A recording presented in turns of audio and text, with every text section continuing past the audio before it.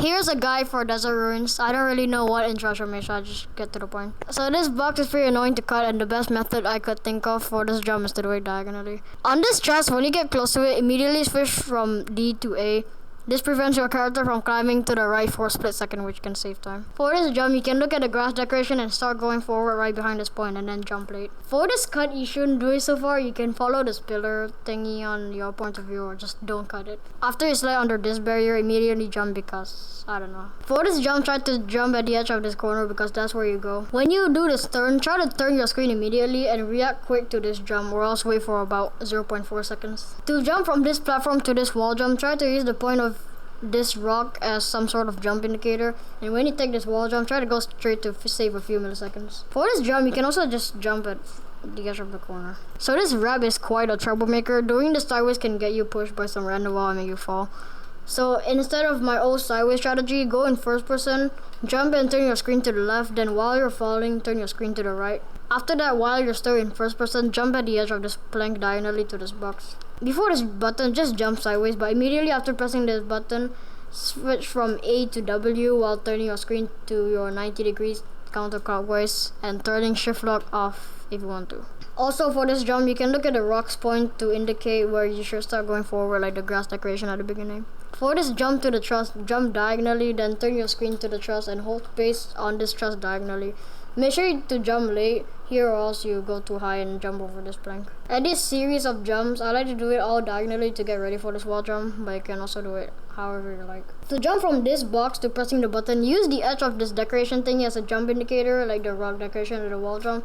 And when you get close to this button, immediately go left. If you go left slow, whatever this is happens.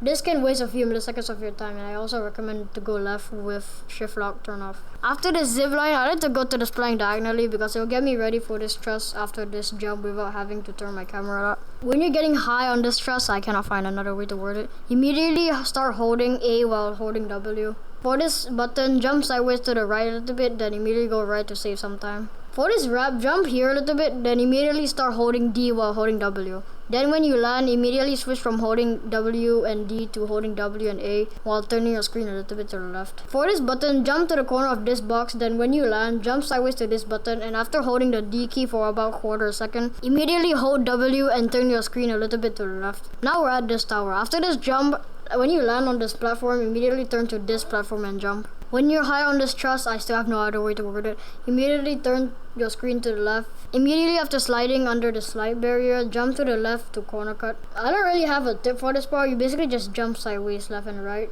and jump late here. Same for these jumps. To jump from this platform to this truss, jump late diagonally. It might be risky, but it's the safest method I can find. The only tip I could think of for this wall jump is to just predict or react to it, because that's what I do. Before this wall jump, wait until your character is slightly under it, then jump.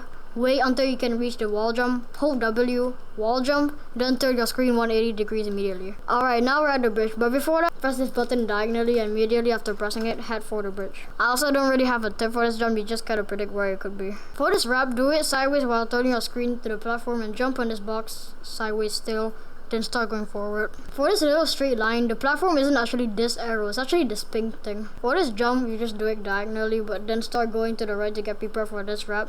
Then just sideways, then hold W, then turn your screen to this platform. This jump is very difficult compared to what it was in the anniversary version. Do this jump late diagonally, and then after landing on this platform, start heading to the right diagonally too, and jump late. This is one of the most confusing wraps on the whole map. Some people tend to do it this way, while I prefer going this way. It just feels a bit quicker since it's at the front. Then for this jump, do not underestimate it. I've actually died to this jump when I beat Desert Ruins. I'm not joking. If you did all that fast enough, you can jump out of the bridge right before it collapses, and the fastest way to jump out of it is here.